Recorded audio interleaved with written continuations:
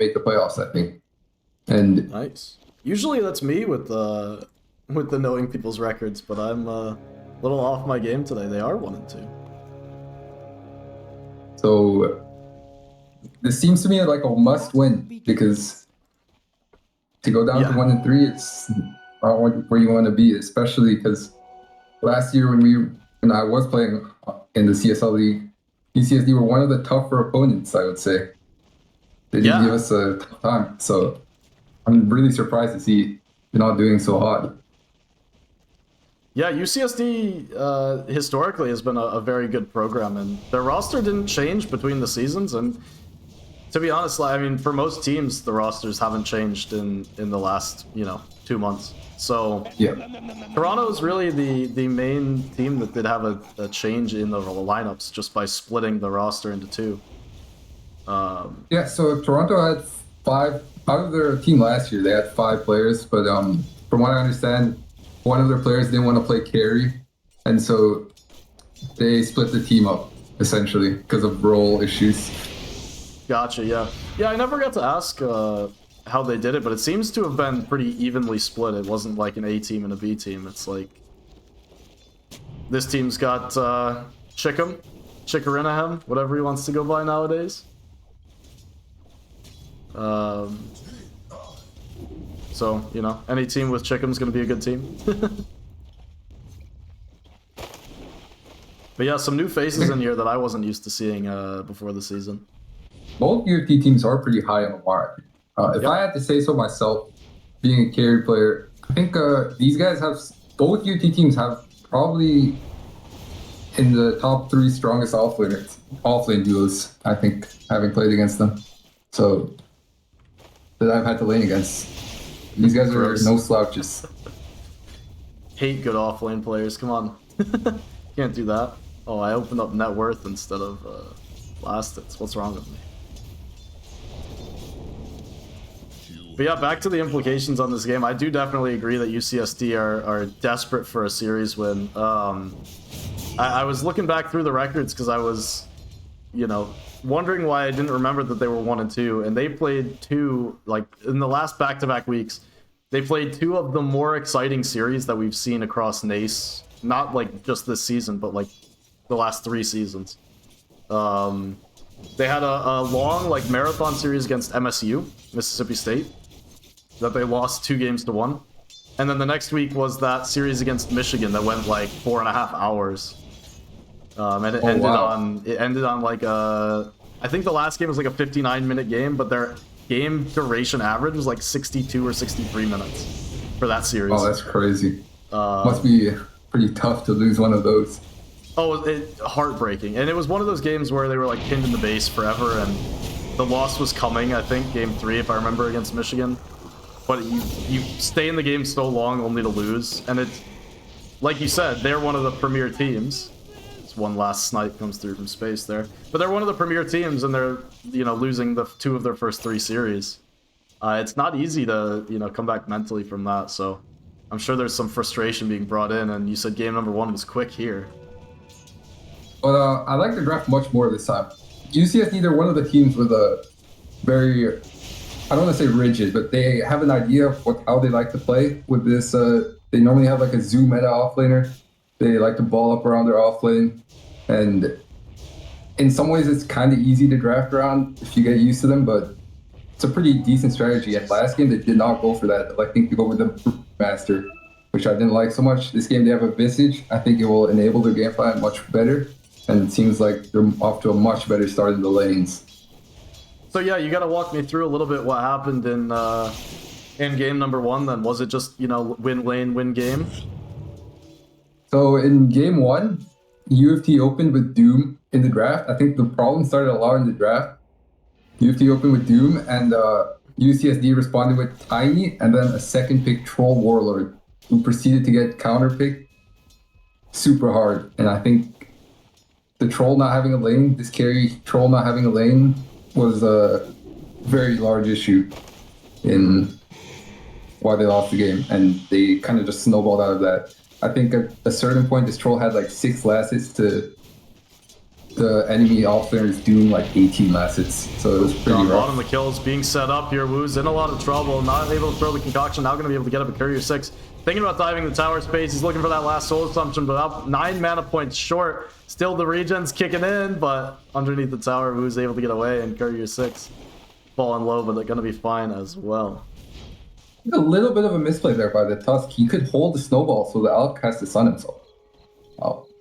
He I don't know if he eventually thought got of the that stun moment, off on the Visage. Yeah, I think maybe he could have snowballed the Visage as well. Yeah, it could be. I will say I do like Toronto picking up the Lesh. I think this Lesh hero feels pretty nice at the moment, especially if you do go into some kind of like Kaya Sange pretty early on. I mean, you feel pretty unstoppable. I'm not sure what the build is. I don't know if you go Bloodstone this hero anymore, but this Kaya Sange item seems really strong, so... You definitely don't go Bloodstone like first item like you would have, you know, historically, but you can later on in the game. Like once you get the shard, the extra AoE on the Split Earth is ridiculous. So there's that. But no, I think with Sange being where it is, and then Lesh got buffed in the last patch as well, so it does feel pretty nice. Pretty fortuitous haste rune, but a nice shard block. Looked like it was going to be a pretty easy kill, but didn't end up finding it. Mr. Ink got himself in trouble here. Has one Remnant out, but not a lot of mana to work with. Underneath the tower, getting Pulse Nova down to less than 3. Having some trouble bringing this hero down. The Snowball, it's going to dump the Ember inside. No, it's not. It ends up going down to the Nether Blast. Chicken puts that one through and going to continue his work onto the tower. And this is really smart rotation coming out for BFT. They see this Ember is low on resources. They have a Leshrac and a Pugna. Tower gets clipped to 20 HP. Gonna try and get the deny onto this one, Chicken. No mana for the blast, so it looks like they will have it. Dire's middle tower has been denied. Able to get the supports out as well. So 1-1 here as we come up on 7 minutes.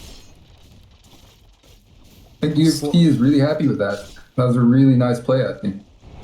Yeah, very smart. I think it was pretty great. They group up around that 6-minute power rune. They win the 50-50 as well, so it's always nice. They're able to turn kind of a sad play where you get shard blocked off into a pretty nice kill, and then the mid tower early on as well. So Wisdom runes ended up going 1-for-1, by the way, as Courier 6 picks up his back in the Dire jungle. I don't know if this Underlord dies. Snowball coming through, but the TP rotations are coming in for the University of Toronto, starting to fight in the Firestorm as well. Looking really awkward for UCSD. They're taking a lot of damage at less than 3. He's in. Slark just level 4, able to get the pounce away, but less than 3. He wants in underneath the tower. They're going to drop the Fiend's Gate behind as well. They'll take him down. That's the right spell. I keep calling the stupid Twin Gates the Fiend's Gate. Like, it sounds so much better. So, I still call his old Dark Rift. Well, as soon as I said it, I was like, wait, is that the wrong one? Because I've been doing it every time with the Twin Gate. Anytime a support rotates through there, I'm like, oh yeah, Fiend's Gate. That's what it is. Can't get it out of my head. Visage is really high net worth considering the state of the game. I would like to see a rotation towards his lane, I think. We need to start opening the map up before Dire. And it's a good point. We're behind on towers. We're gonna have to come back to it. As Chicken gonna be haunted up here and might just be going down. The Snowball gonna last on top, but Chicken able to get the decrep off and now starting to run away. Less than 3 with the Pulse Nova is doing a lot of damage. Mr. Ink gonna go down first. Courier 6 potentially hanging around a bit too long as well, but less than 3, no points in the Split Earth. Not gonna matter. Another blast will take down the kill as another 2 go Chicken's way. I think this is a problem when you don't play with your strongest hero. You just lack the damage. And now this Underlord is just going to defend his tower. I don't know how you dive in. Probably can't. Your map is just kind of griefed Yeah, they right are now. going to TP down here now on Ember as well, so... Get stomped because the birds are in the camp. Oh, so sad. I will say, getting stomped there, it means absolutely nothing, right? But it is tilting. Like, it is you're struggling in this game, you're 0-2 on Ember, and you just walk up and get stomped? Like, what the fuck? That definitely hurts. Now the rotations are coming through from Toronto, albeit a little bit slowly, but through the triangle, I mean, Lesh is making his way.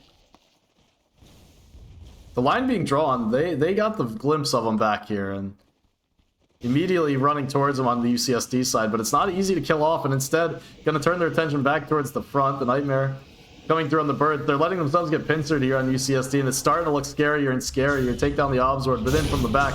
Less than 3. He's found the angle. Mr. Ink once again falling low, this time able to get the remnant out to the side and starting to take some damage on less than 3, actually. Before Lissin, they're both still level 5 on the Radiant, on the Dire supports, excuse me, not able to get too much done. The Dual Breath not going to do enough, and Sayum now able to turn with the Fiend's Grip. Space, able to cancel it off quickly, but still 2 heroes dead, 1 hero dead. As the second does go down. Finally going to settle things down.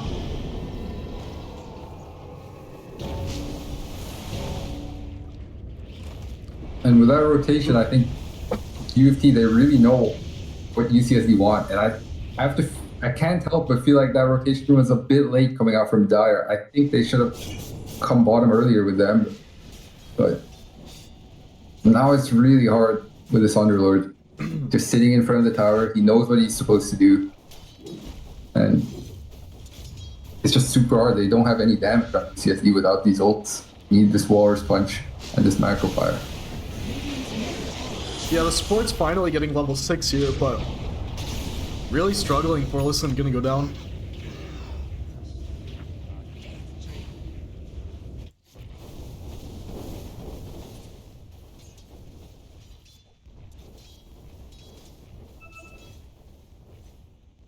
You good there? Yeah, I think so. My voice just came out entirely different. So, we'll work with that. It sounds fine to me. Should be good. I've got a little cough button set up, so I'm coughing into the mic, but not into the stream. Radiant's top tower is under attack. I totally forgot though, because I've been doing so many of these solo that like that would totally come through on your end. Oh, it's fine. I'm just checking in whether anything's an issue. No. It's always a mistake if I'm doing the like some play-by-play sequence. I try and like hold in one cough and then it just ruins me. Oh, yeah. But it's kind of a lose-lose. I don't know what you're meant to do there. Oh, you just gotta power through. It ends up sounding okay, like when you can mute out the coughs afterwards.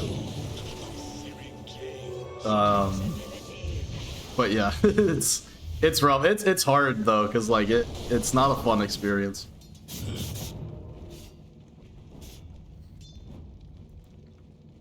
Ember is going for the Mage Slayer. Yeah, that's accurate. He's gonna get gripped up though, and nice high ground play there from Toronto up to 10-1, and looks like they might just make it 11-1 as Porlisson behind the tower. He's not gonna get any support from his team. Less than 3 looking for him, and eventually it's Chickham takes him down 5-0-4 over on the Pugna. Feels like Chickham gets every kill that gets taken by Toronto. This is one of his better heroes too, I think. Pugna. Every hero's a good Chickham hero. It really allows them to play high tempo, and they're doing so with the Slash. I mean, Pugna Lash is a pretty nice combo too. Can heal him up and give him mana. I will say, it's 11-1. It's a 7k net worth lead for Toronto. I still feel like it's not quite out of hand for UCSD. It's getting there, but it's still salvageable. Like, if they stop the bleeding now, continue farming, get one item, and then start to make plays, like they've got Slark the Fusel Blade, they can get this Ember Mage Slayer through and, you know, find 1 or 2 kills. They could be right back in this game, and gonna start on the Pugna. He's gonna try with the Suck, but eventually will run out of resources. The team's not gonna be coming in behind them. Need to be careful on Slark though. Fell a bit low there, and Chickham. Okay, it's getting more awkward. Okay. One grenade. No! Okay. He bounced. Oh no. I was gonna say this is a really good Slark game, barring this Leshrac, but it's still really hard, and the fact that they struggle so much just to kill a Pugna is not a very encouraging sign. No. Well, and that was kind of my thinking as well, is I haven't been talking about Elk, but he's still not on his Radiance. I mean, it's 14.5 minutes. He's looking at like about a 15.5 minute Radiance, depending on if he does make his way to the top lane. Like that's not very fast considering the state of the game. I know he's top net worth, but really is just the alk effect. You'd like to see when they're ahead like this, some kind of 12-minute radiance and just really put the pressure on. But one I have death to to his assume they name. haven't been stacking for him. Yeah, he's got because just Dr. Braun- 104 CS, right? So he's a little bit suffering in that regard. Dire's top tower is under attack. This one might just be the Leshrac show though, because Down I don't bottom, think looks they like even need the this all. action's on. Find themselves a kill. This time space. Finds the space for his own kill. yeah, hopefully they can start getting more active around this mid lane with this Visage now, because the This ramp is feels gross, really small. by the way. And yeah, I don't know how that's the thing. I don't know how you can reach the tower from there. He's But got Aether I Lens. didn't even know you could do that. He's got Aether Now I'm Lens. learning something new every day. It's absolutely gross. Fiend's got the And grip on the backside, Slaughter. somehow in between the Dark Pants, able to get the Shadow Dance, but Radiant's bottom I think I called it Dark tower is under Pants. attack. That's not right. Uh, Dire's top tower Down bot as well, not really able to get pressure onto this tower. As they're still in the mid lane. Nightmare accidentally dodged the stun coming through from less than 3, but Porlison, he's going to be able to walk it off with a couple of TPs. I don't know that University of Toronto really had to be scared of those TPs, but the threat was there. They're going to back off. and Alk is charging up a stun. Yeah, and he's going to find the angle as well. He's going to throw it onto Mr. Ing. Going to connect full duration on the backside. A little bit awkward, a little bit messy, but Courier 6 going to be the target at the end of the day, and not quite going to be run down. Space turning onto him. There's really no threat on any of the Toronto heroes here, but not able to find the connection onto the kills either, so ends up being a weird no for no trade. They do kind of lack some catch. I know some people like going for this Atos on Underlord in these kind of games, so maybe he'll go that route. Yeah, Not he's sure. got it queued up. Vlad's first and into the Atos. Could have Malice a little bit early there, perhaps, but not going to matter as the damage was in. Yeah, 17 minutes. I said a couple of minutes ago that it felt salvageable. It's starting to feel significantly less so. This one's looking very grim, I agree. Woos has the Chemical Rage up down here, so they would need to chain him perfectly in order to find the kill, and not able to do so here. Regen starting to come through, and even with the extra damage coming through, Space not going to quite have it, or will he? Just barely. Can find the kill. He did almost die. Yeah, if Alk killed off the one, he kills everyone there. There's no in between. UCSD, the grip in the middle. Porlison not going to be able to cancel this one out, so it's going to be another kill. And it feels like UCSD are a bit tilted at this point, you know, just playing a bit separate, not able to find the good, you know, connected pickoffs. And Yeah, I mean, Saeem, this guy on Bane, he's everywhere. He's setting up every kill. Like the one on Slark, under attack. this one on Ember, earlier on Ember, the high ground near the tier 2 top. He's just been setting up every kill for his team, it feels like. oh, absolutely. Chickum nearly finds him with the ice path. Able to use the snowball to dodge out that last tick of damage. Unfortunately, it is yeah, go in for the towards creep. Chickum. The brain sap. Gonna find him. Sam notches another one on the board. 3-0-6 for the Bane. I'll take that. What's he got coming on the Courier? Because he's got 4,600 net worth and he's got like 1,500 on his hero. Where's all his Just the gold? glimmer. Radiant's bottom Porlison in the mid lane, gonna get nuked down. Feels like UCSD just keep running into this Underlord in the mid, and it's not working. But it does I guess beg this the Underlord- question: can you kill any of these heroes? Like, is there a hero that you can pick off? So Underlord wants to stand around. He could also just not be here and use his ult to farm. Just be wherever and come to fights, but Yep. he's just unkillable at this point. And also is Alk, I think.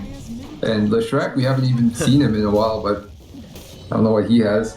Right. So that is kind of my point. Is he does have the Kaya Sange, and you don't kill this guy either. Gossamer Cape to boot as well. So yeah, all three of these cores you're just not killing. And I think that's why we see UCSD just kind of flailing, is they're trying to find what little farm they can, but there's no way for them to make space on the map because they can't effectively threaten any kills, even if they do bring like a core +1. If they bring Ember plus both supports, they just don't threaten the kill. Yeah. And in the meantime, I mean, Toronto gets to push out every lane, gets to hit the jungle on Alk in the meantime, and the supports are still just notching kill after kill after kill. Dire's bottom tower is under attack. This is somewhat of a Slark problem, I think. Slark, he does struggle very heavily against some ball lineup drafts, like the one that the UFT has right now. And even though it might be a good Slark game individually against Underlord and Alec type heroes, when they just run at your towers, so like sometimes you just can't do anything. Yeah, I think this might be a little bit more just Toronto kind of running over the game at the same time. Like, yeah, definitely. Because, I mean, at the same time, it is an Alk draft who does take some time to get online. So there's a world where if they were a little bit cleaner UCSD and, you know, got off to a little bit of an edge out of the laning phase, you buy enough time for Slark to get Diffusal +1, and then, like, if you're Diffusal Mage Slayer Slark and you're not, like, down 15k, you're strong. Like, you're a bad boy on the map. But instead, we're just seeing every time any hero shows, this is what happens. But it's strange. UCSD did get off to a pretty solid early lane start, but where it kind of fell apart was the rotation mid by the Pugna and the Bane. And I think after that, they just lost the map. The Shrek just took top tower. They didn't counter by taking bottom tower. Their map was just so small. Yeah, and really that's the Pugna effect too, is Chickham, we saw how annoying he was with the towers, and he was doing that from that first rotation to the mid, just blast them down. And I think that's one of the things that he does understand on this hero, having watched him play it a lot this season and last, is you're not just this heal bot that sits behind heroes, especially in the early game, is even out of the 5 position, or in this game, the 4 position, you apply so much map pressure early on as Pugna, because you can basically, with no commit, just take towers. It's all unhealable damage. It's Renahan Dota, as we like to say. Just sit in the side lane and nuke waves. If you're Pugna, you can nuke the tower too. Exactly. So not sure if there's any items coming out that are really going to help space. It's looking for a pipe, but it feels like it just wouldn't be enough. And then, well, we've seen the new items come out recently for UCSD that last round. Spirit Vessel for Ember and the Mage Slayer for Slark just both finished and still not able to do anything, so... I mean, he has a vessel, but he also has no charges, so... And I don't see how he gets any charges, I don't think. You might even have to just die to get a charge. Gotta feed quick, and then you have the charge, and then you can get kills. They're gonna try. They're claiming that they're claiming that Toronto are a little bit over-ambitious going up the high ground, but I think their claim might be wrong here. Just wait out the macro Pyre Chicken will keep nuking it down, and down to 800 HP on the tier 3 tower, not able to poke far enough outside of the base to start contesting this Pugna. Just gonna go ahead and do it again, why not? Decrep, a little bit of spinning from Porlison before he does go down. Oh my god, look how short that ice path is with the Enfeeble on it. Yeah, Enfeeble's stupid. Enfeeble really is one of those spells that you never notice, but it has way too much impact. Yeah, I think the cast rate is pretty bad, that's why we don't see it used very often. Yeah, Fiend's Grip on the backside, he'll catch him once again. Snowball to save the Ember, he's rooted. Yeah, the rest of them are gonna go down. Slark hitting on the backside does 0 damage. Rax will fall, UCSD might just call it here. I think that might be enough G's to call it. What do you think? GG's are gonna be called, UCSD gonna go down. 2 quick games as University of Toronto with their most dominant series yet. Now, watching some of the Toronto Benchwarmers series earlier in the season, I mean, we saw them win some pretty strong games, but I feel like nothing like this. No, I mean they're a good team, and they have the capability to win these kind of games really quickly with their drafts. But I think sometimes they like to play a little more slowly. This time they brought out big guns, the Pugna, the Lesh, and they really played quick. And I think UCSD, they didn't have any heroes to jump backlines. They didn't really have any split push going, no towers taken, and it's hard to play Dota like that. It really is, and it's a feels bad one for sure for UCSD. Is like we were saying in the pregame of this game too. You know, lose this game, not only do you lose the series, but it brings you to 1-3 on the season. Don't have an updated score bug to show it off, but that's a hard one. As Toronto do climb up to 4-0 off the back of 3 series victories and a claimed forfeit as well against UCLA. And they've only dropped 1 game over the course of the season. That one against Seneca that first week that I couldn't watch. Just so unfortunate, but yeah, I mean they are looking pretty strong in this spring season. So who have they got next week? What's the word? I'm not sure when they play us on UBC, so we should. They play us on March 8th, so they're playing Bronco next. Not sure. Yeah. Not too familiar with these guys, to be honest. Yeah, the Cal Poly guys. I believe the Broncos are the team that is played like every spring, and they for some reason they don't play in the fall. I was talking with their captain, and it was one of those like, yeah, like I'm a senior now, and I didn't really make the effort to put it together in the fall, but you know, last semester wanted to get games going again. But looking at their history, they played spring of 22, spring of 23, and now spring of 24. They are down 0-2 at the moment, with this week's series yet to play. That one got rescheduled to what, tomorrow? No, that got rescheduled to March 6th. So that's Monday, I think. Yeah. Oh, sorry, no, I was reading wrong. That got rescheduled to March 3rd, which is Sunday. That's better. I was still in next week for some reason. But yeah, the Broncos did have that forfeit loss to UBC, and they got 2-0'd by UCSD, so we have only seen the 1 match from them. I do believe I covered that match, if people do want to go and watch that one. But yeah, any last thoughts on this back-to-back Toronto series wins? No, I mean they might just be the best Dota school. I don't know. They've got 2 teams undefeated on both teams. Maybe I gotta call up my mid laner, tell him to stop going to school, and we have to stop U of T. We actually might be able to pull Chickham in here. He's just messaged me if we want an interview, which is kind of the most scuffed to like go back to watch games ever, as we just kind of jumped 1 game, like decider game, to the next. But You can pull him in, I guess, if he wants to do it. He's volunteered his services, so. yeah, he's either sending me himself or someone else. I've sent him the link.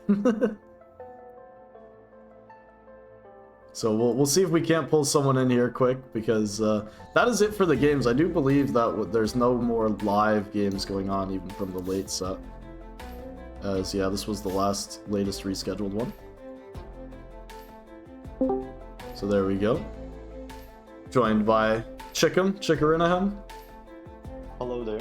How's it going? We only did manage to catch game number 2 of your series, so you want to start it off by talking us through what happened game number 1? I don't know. We just picked Doom and we won. It's pretty anti-hero, so yeah. On that note, Chica, can I ask you a question? What did you think of the Troll Warlord's second pick? Because it was not something that I expected, and I thought it was quite frankly, I thought it was a grief.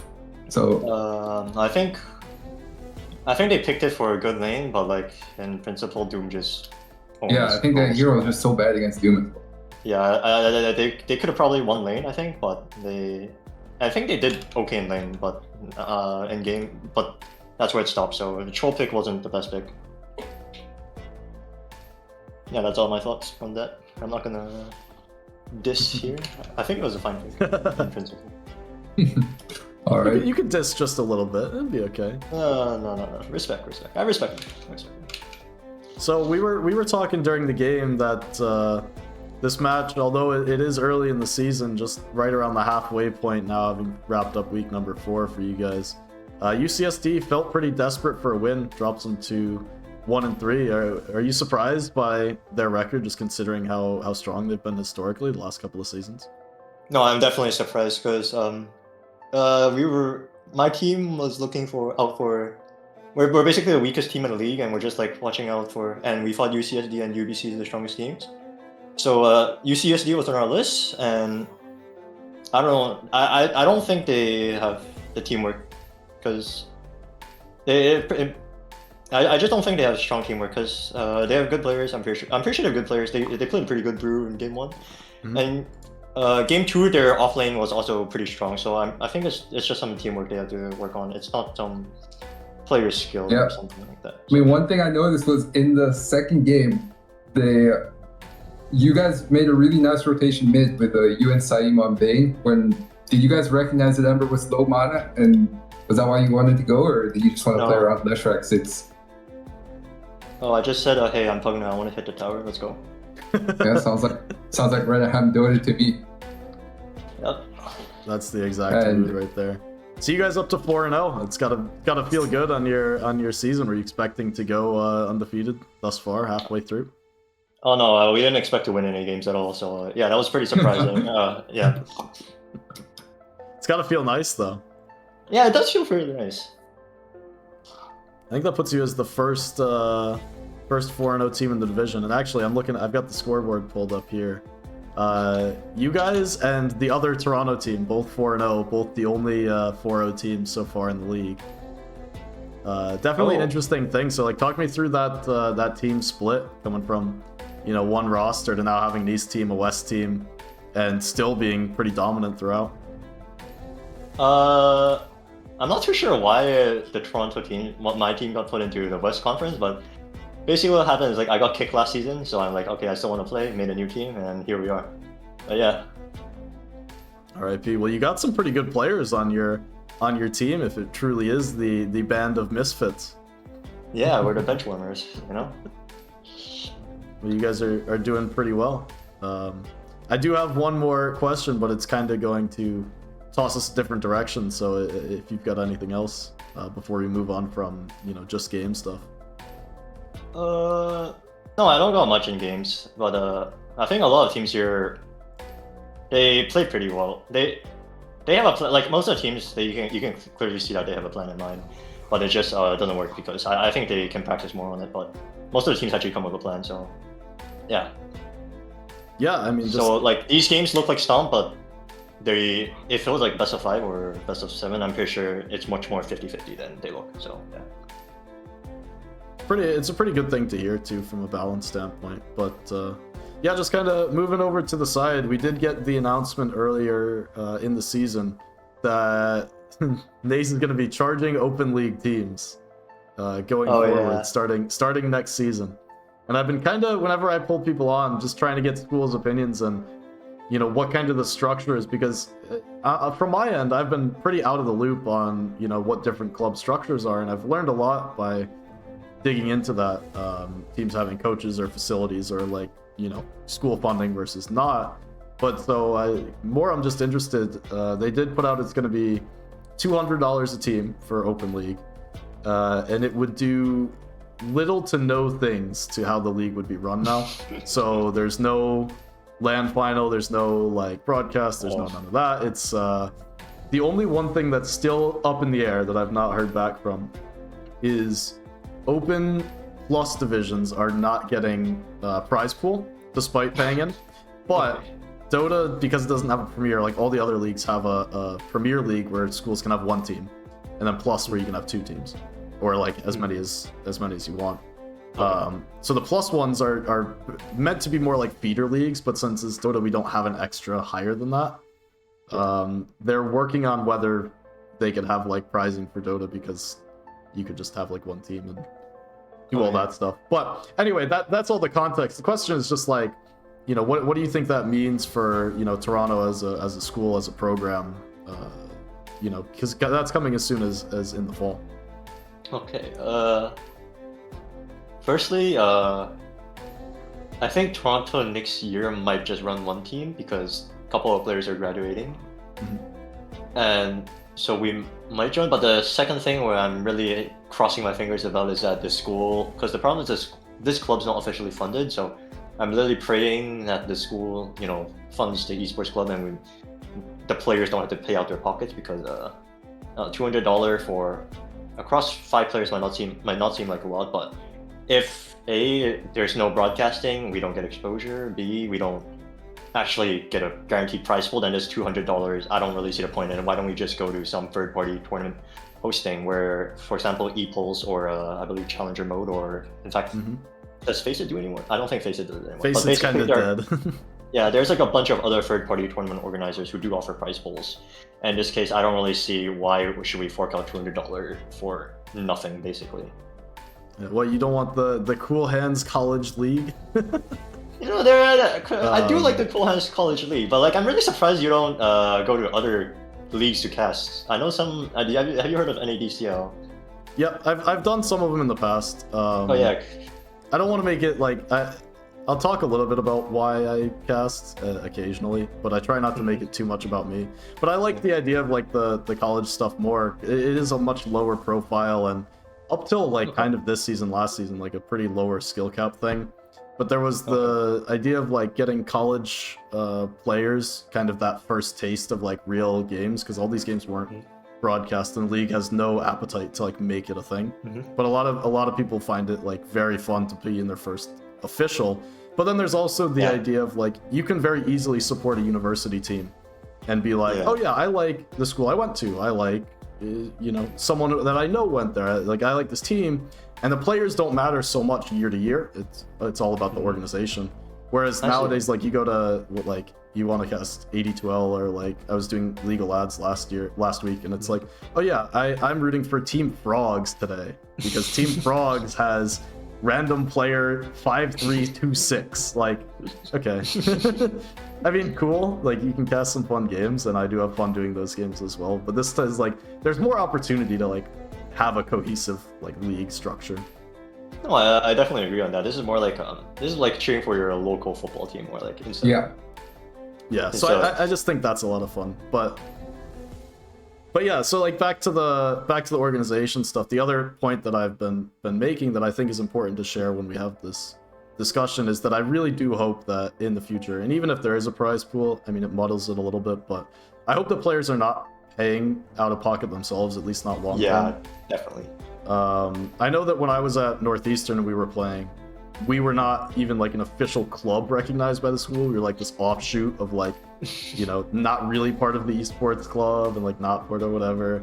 And we didn't really care. To get formalized, it's like it takes some work. You might need like a faculty advisor, submit a budget, have a board with like a president, and it takes time. And I know that most budgets are, you know, if not already have been due, are due like coming up in the spring for the whole next year.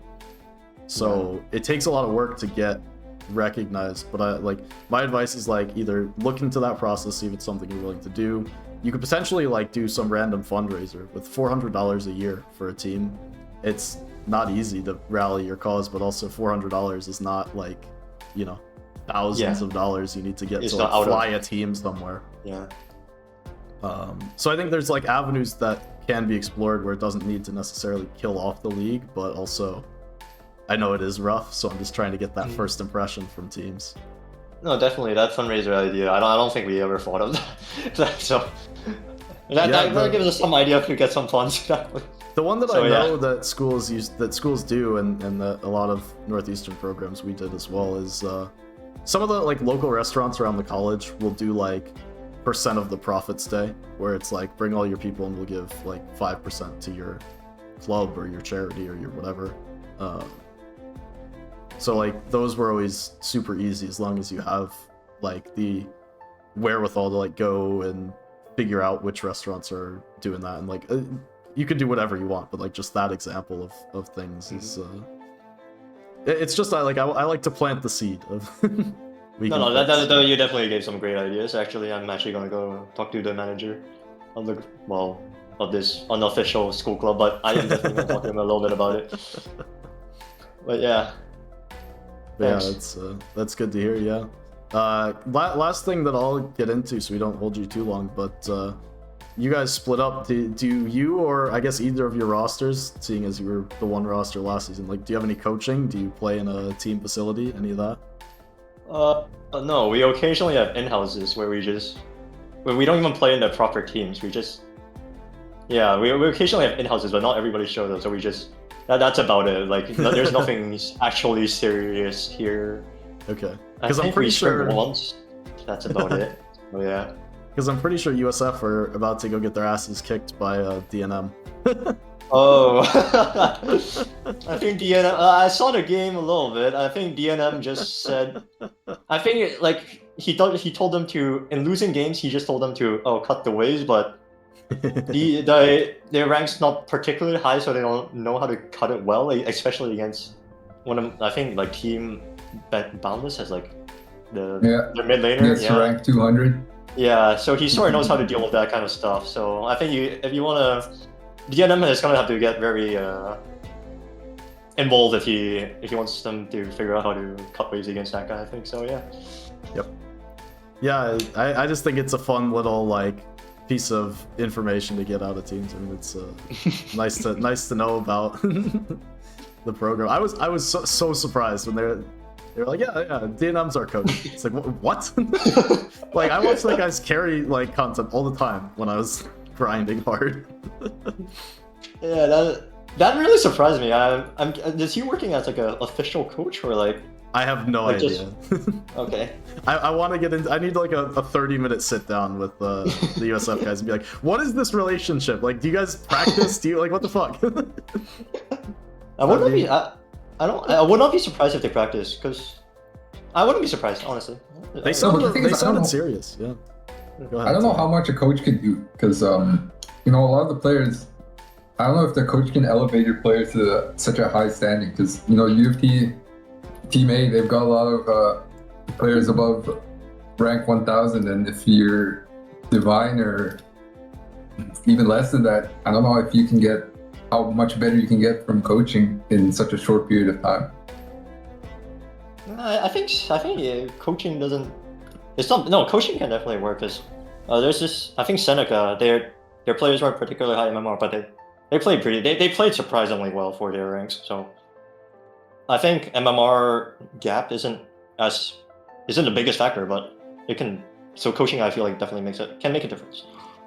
But yeah, Seneca, they played today. I didn't get to watch their game. Oh, they 2-0'd IE, but okay. I got to cast their game this weekend. They played UBC. That was a 10:30 p.m. series, and that was a 4-hour long series. I was up till 3 in the morning. Awful series. Oh, it's brutal to play. But you're exactly right. They're not the highest MMR players, but they play significantly higher than their ranks. Yeah, I was surprised. They seem to have a nice way of playing the game. Actually, they have a good idea, and it's nice when teams are cohesive like that. I think that's what Chika mentioned about UCSD. He was surprised they have a bunch of good players, but he didn't feel like any teamwork going on. I think teamwork really makes a big difference in how well your team fares. Yeah, absolutely. I know you dropped off, Chika, but didn't miss too much. I'm back. Yeah.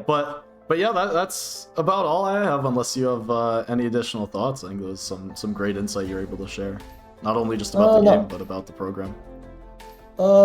No, I don't think I got much else to say, but thank you for the cast tonight, honestly. Good night.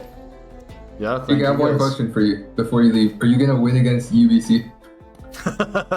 No, UBC is like we never expected to win any game, so like yeah, unfortunate. So yeah, good night. Good night. Yeah, have a good one. Alright, good night. GG's. I think he's playing a Alright, little cool, bit guys. humble. I think they might have a pretty good shot against UBC. But we'll be Well, on the I'll see to lookout. it that they don't. We'll be on the lookout. That's not until when did you say you had the date? March 18, I think, we're playing them. That's not until March 18th. So a couple of weeks you'll be safe. But I think all eyes are going to be on that matchup for sure. It's most likely going to be a matchup that is a top position decider in the West Division. So I think it's highly dependent on whether I can get my mid to actually play the series. Whether Central decides to play Dota, then that will probably be the decider. you got to just convince them that it's Toronto for the first seed. There Yeah, I you mean, go. this guy's like the best player in the league, but he just doesn't want to play Dota. So what can you do? What can you do? Well, thank you so much for joining on the cast. Sorry I couldn't get you on sooner, but first series of the night was a little bit hectic. No But problem. it's No problem. Great to have you on for those Toronto games. Yeah, I love casting Toronto. I mean, I know a lot of their players. It's fun to cast. Like, I know a lot of things about their players, and maybe some of the people in chat might not. So I can help elucidate some of the details there. For sure, it's always nice to have that extra detail added in. So yeah, if you want to have a last shout out before we turn the stream off. No, nothing really. Just shout out to you. Thanks for casting, and cast every week. It's like helps the league grow and helps players get exposure. So I think on behalf of the rest of the people playing in CSL, thank you for casting, and hopefully you keep doing it. Yeah, well, thank you. I appreciate it, and I think it's a lot of fun. So that's the plan, is to do it going forward. All right, see you then. See ya. All right, so anyone still watching here, that's gonna do it for our stream. Why are you still here? We've just spent like 3 minutes signing off, so I'm not gonna keep you here. We'll see you later on this week. We'll be having a couple of matches to follow that were rescheduled. So just before we turn it off, we've got 2 reschedules, March 3rd and March 4th, going to be handling those. If you want any replay games, do make sure you reach out. You can go ahead and put that in the chat. You can go ahead and send me messages. Any contact method that is out there is totally fine. So go ahead and shoot me any interesting games that you do want me to cast. Until then, I'll be seeing you guys Sunday night for... Sunday night? Hang on. Wait, I'm interrupting my own sign-off. March 3rd at 8:30 p.m. is Sunday night at 8:30 p.m. We're going to be here. Bronco versus Michigan. Maybe going to reach out to the Michigan guys and see if we don't want to combine our casts and figure it out from there. So do make sure you check that out. I'll see you then. And until then, everyone, stay cool, stay happy. I'll see you later. Bye-bye.